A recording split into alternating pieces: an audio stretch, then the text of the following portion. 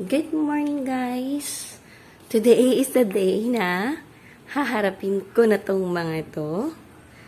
Ayan, ilang araw na siyang nandito at tamad na tamad akong gawin siya. Hindi ko alam, talagang may mga days na ganun talaga. Sobrang tinatamad ako. Actually, may iba ng mga na-pick up ko dyan. Nadala ko na sa mga kwarto-kwarto or kung saan man dapat ilagay. And since nag-ayos na ako dito sa kusina, nakapaghugas na ako ng mga few na kailangang hugasan. And, ayan, nasalang ko na rin yung dishes sa dishwasher. 3 hours and 25 minutes yung cycle nito. Pero ngayon, 2 hours na lang siya. Kaya ko pa siya nasalang. After kong isalang siya, tsaka maghugas, nagpahinga muna ulit ako ng konti. And then, ayan, ngayon naharapin ko na to. Sorry guys sa mga kaingayan na maririnig nyo. Dahil alam niyo, nakatabi po namin ay Steelworks. And may pasok po sila ngayon.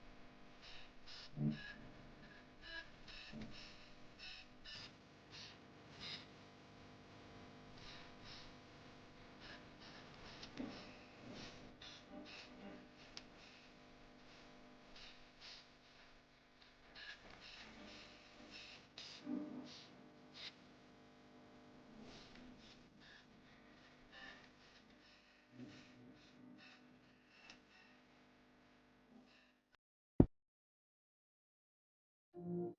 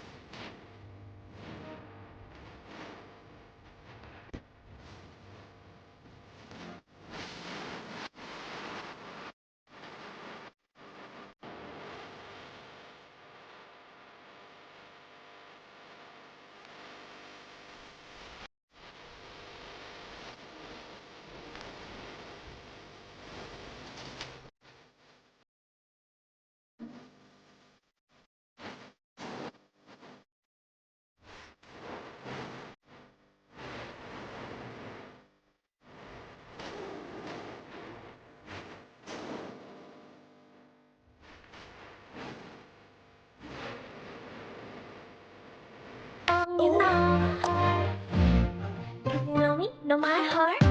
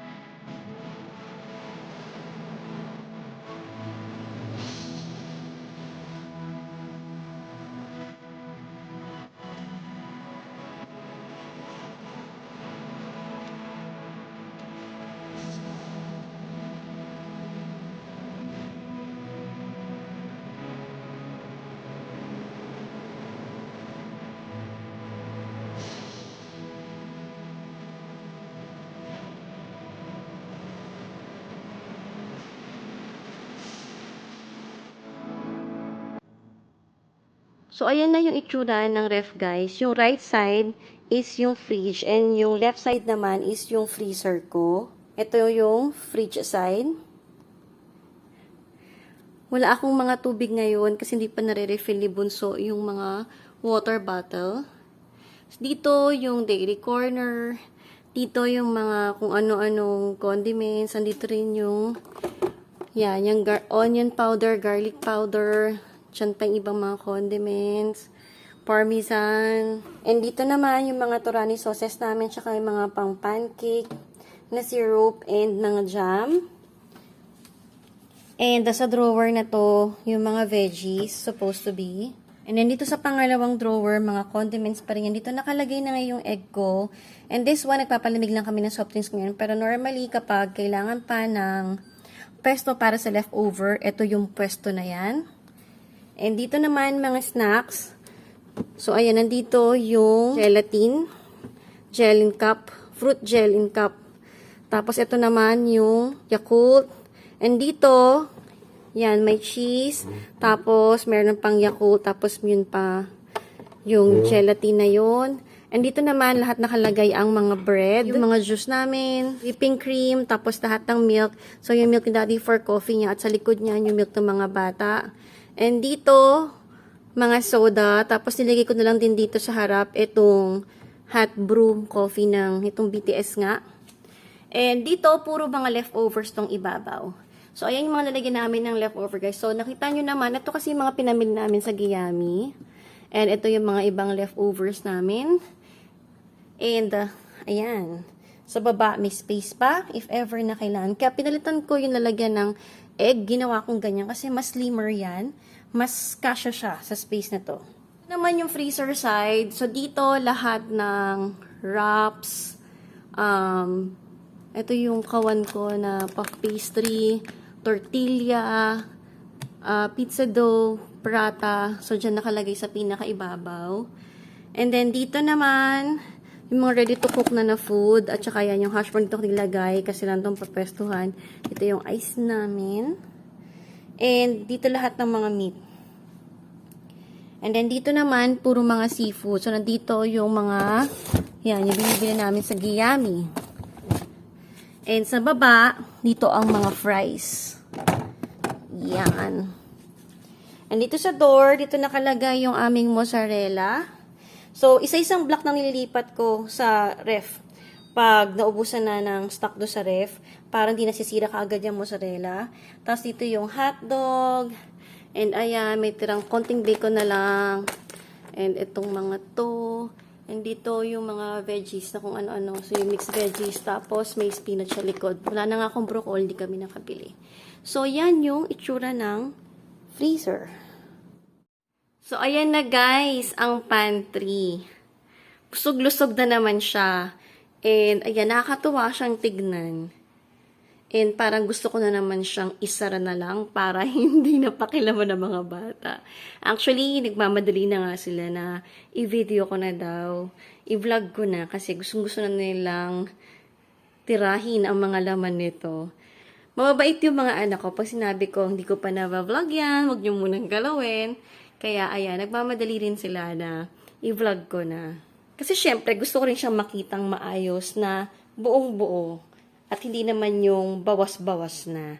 And ayan siya, ang ganda-ganda lang yan tignan. As always, talagang kahit lagi naman parang ganito lang itsura nito, natutuwa talaga ako. Panikita ko siyang punong-puno at saka nakaayos na lahat. Super worth it yung pagod ng pagkatsaga, ng pag-aayos, pag-organize ng mga laman ng pantry. Lagi ako natatanong kasi sa mga organizers na ginagamit ko dito sa pantry, kaya medyo isa-isay natin ng konti lang. So, itong mga nasa ibabaw na to, itong mga pang-baking na to na storage bins.